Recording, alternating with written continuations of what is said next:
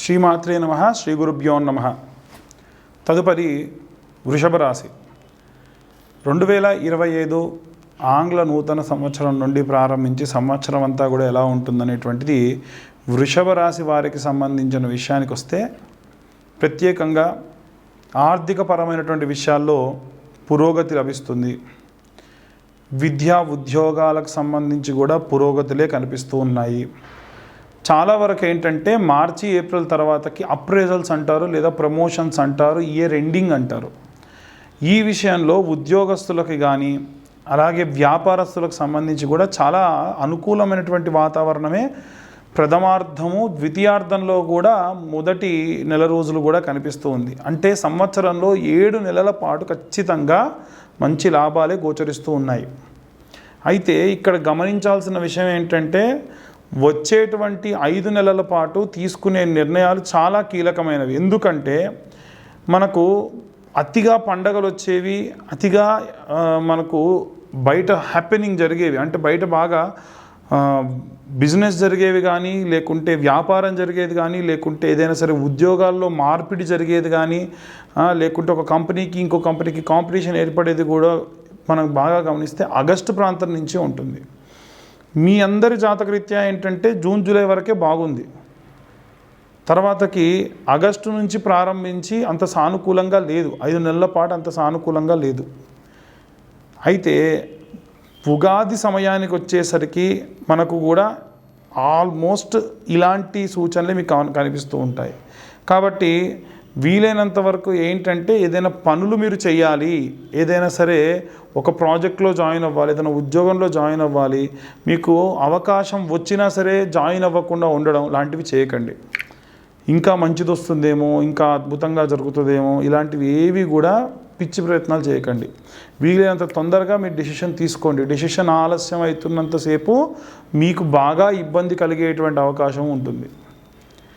అంటే ఇప్పుడు మీరు ఏమంటారండి, మాకు మళ్ళీ ఉద్యోగం మారమంటారంటే, ఉద్యోగం మారే విషయం గురించి నేను చెప్పట్లేదండి.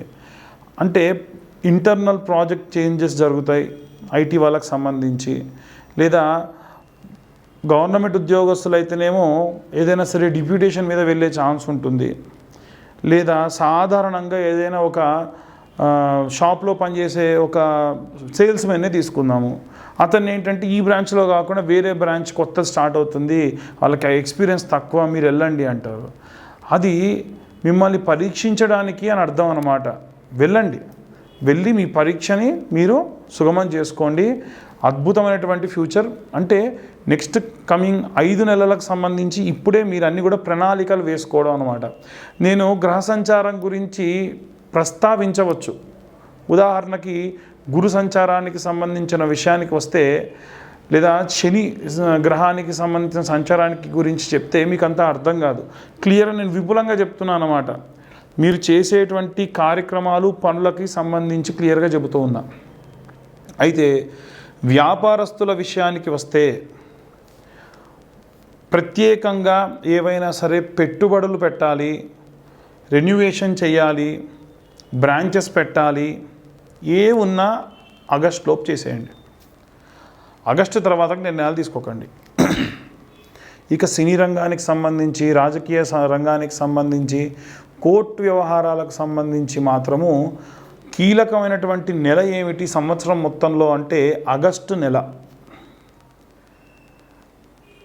ఈ యొక్క సంవత్సరం మొత్తంలో మనం బాగా చూసుకున్నట్టయితే మొదటి 3 నెలలు ఒకలా, తర్వాత 3 నెలలు ఒకలా, తర్వాతకి 3 నెలలు ఒకలా. ఈ 9 నెలల వ్యవధిలోనే ఆల్మోస్ట్ మీకు రావాల్సినటువంటి మంచి చెడులు అన్నీ కూడా జరిగిపోతాయి. కాబట్టి మీరు నిర్ణయం తీసుకునేప్పుడు ఆచితూచి నిర్ణయం తీసుకోండి, తొందరగా తీసుకోండి. ఒక పరీక్షా కాలము అని చెప్పవచ్చు ఈ రాశి వారికి. మంచే అధికంగా కనిపిస్తున్నప్పటికీ రకరకాలైనటువంటి ట్విస్టులు అధికంగా కనిపిస్తూ ఉన్నాయి. కాబట్టి వృషభ రాశి వారికి సంబంధించి రాశి ఫలమే ఎలా ఉంటుంది అంటే దృఢత్వం.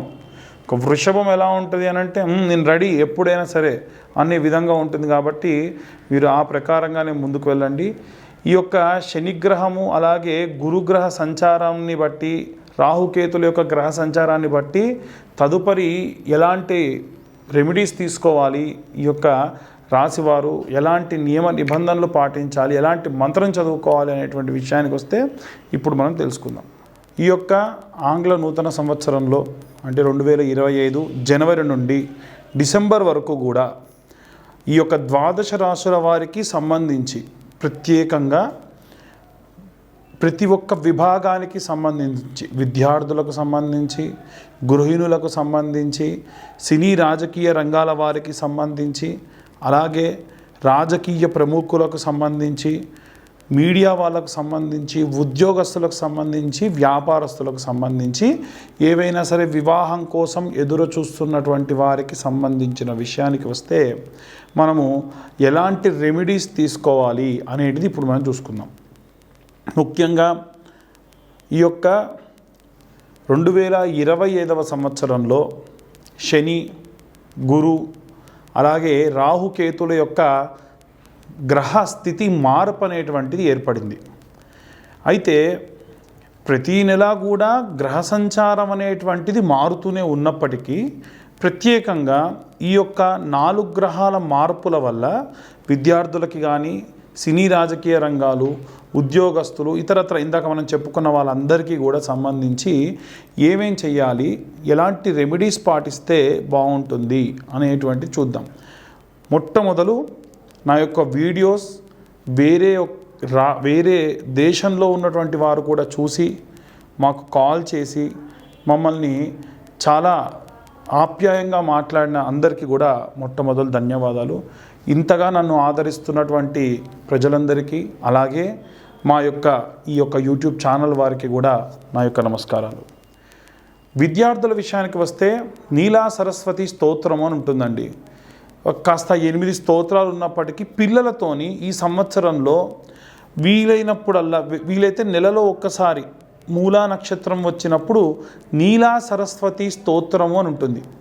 ఆ స్తోత్రాన్ని చదివిపించండి. వీలైతే యూట్యూబ్లో ప్లే చేసి వాటితో అనుగుణంగా పిల్లల్ని చదివించండి. దానివల్ల చాలా చాలా మంచి ఫలితాలు విద్యార్థులకి లభించడం జరుగుతుంది. ఇక ప్రత్యేకంగా ఉద్యోగస్తుల విషయానికి వస్తే ఉద్యోగస్తులు కానీ, అలాగే గృహిణులకు సంబంధించిన విషయానికి వస్తే, అయితే ఉద్యోగస్తులందరికీ సంబంధించిన విషయానికి వస్తే చాలామంది అయ్యా మీరు పలానా ఐటీ సెక్టార్ వాళ్ళకు సంబంధించో, ప్రభుత్వ ఉద్యోగాలకు సంబంధించో వారి గురించే చెబుతున్నారు. అందరూ ఉంటారు కదా ఉద్యోగులు, అంటే చిన్న స్థాయి ఉద్యోగులు కూడా ఉంటారు కదా అంటున్నారు. ఇది ఖచ్చితంగా నిజమండి. కాబట్టి ఈ అన్ని రకాలైనటువంటి అన్ని వర్గాల వారికి సంబంధించిన ఉద్యోగులు ప్రతిరోజు కూడా ఏదైనా సరే మంత్రపఠనం చేయడం వల్ల వాళ్ళకు పాజిటివ్ ఎనర్జీ వస్తుంది. ఎలాంటిది అనంటే అందరికీ కూడా ముఖ్యంగా బృహస్పతి యొక్క అనుకూల స్థితి కలగాలి. కాబట్టి ఇప్పుడు నేను చెప్పేటువంటి ఈ శ్లోకాన్ని అందరూ ఉద్యోగస్తులందరూ ప్రతిరోజు మీరు స్నానం చేసి దేవుడి దగ్గర నిల్చొని నేను ఈ చెప్పిన స్తోత్రాన్ని చదివే ప్రయత్నం చేయండి. చాలాసార్లు చెబుతున్నారు కానీ మాకు స్తోత్రం స్క్రీన్ మీద కనిపించట్లేదు అనే కంప్లైంట్ కూడా ఉంది. దాన్ని కూడా మేము రిట్రేట్ చేసి ఆ శ్లోకం కనిపించేట్టుగా చేస్తాం. దేవనాం చ ఋషీనాం చ గురుం కాంచన సన్నిభం బుద్ధిమంతం త్రిలోకేశం తం నమామి బృహస్పతిం.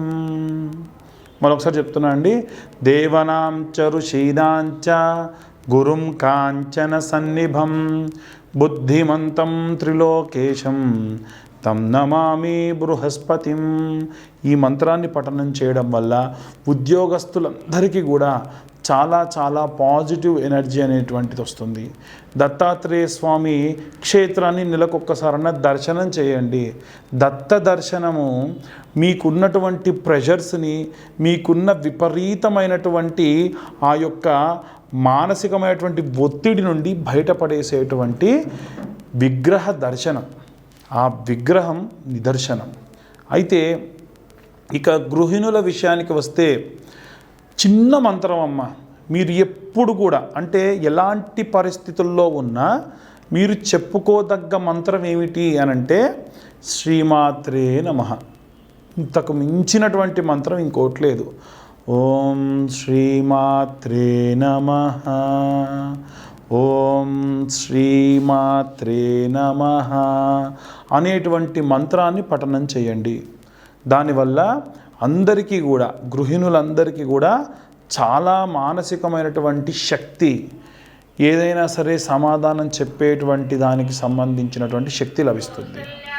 ఇక ప్రత్యేకంగా ఉద్యోగస్తుల విషయానికి, విద్యార్థులకి, గృహిణులకి అయిపోయిందండి. వ్యాపారస్తులకి ఏం చెప్పాలి అని అంటే, వ్యాపారం చేసేటువంటి వారందరూ కూడా ఖచ్చితంగా పాటించవలసినటువంటి ఒక నియమం చెప్తానండి. ఎవరైనా సరే ఆ వ్యాపారం జరిగే చోటున ప్రతిరోజు సాయంత్రం 5 నుండి 6:30 మధ్య ప్రాంతంలో మంచిగా ఫ్రెష్ అప్ అయిపోయి నీళ్ళలో ఇంత పసుపు, ఉప్పు వేసుకొని మీ వ్యాపార స్థలం దగ్గర చల్లండి.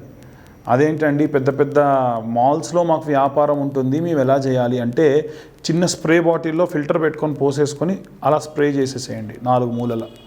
అక్కడ మంచి స్మెల్ వచ్చేటువంటి, ఫ్రేగ్రెన్స్ వచ్చేటువంటి అగరబత్తి వెలిగించుకోండి.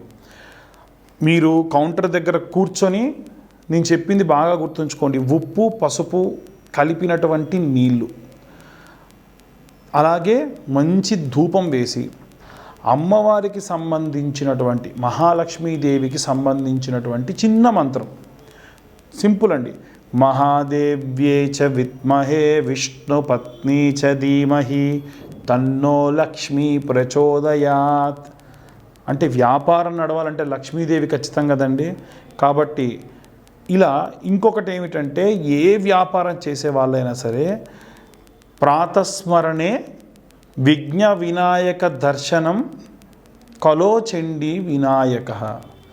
చండీ అలాగే వినాయకుడి యొక్క దర్శనం చేస్తే చాలట ఉన్నటువంటి దోషాలన్నీ పోతాయి. కాబట్టి రోజు కూడా మీ వ్యాపార స్థలాన్ని దగ్గరికి వెళ్ళేటప్పుడు ఆ యొక్క వినాయకుడి యొక్క ఫోటో చూసుకొని, సినీ రాజకీయ రంగాలు గారు కానీ వ్యాపారస్తులు కానీ అందరూ కూడా చేయండి.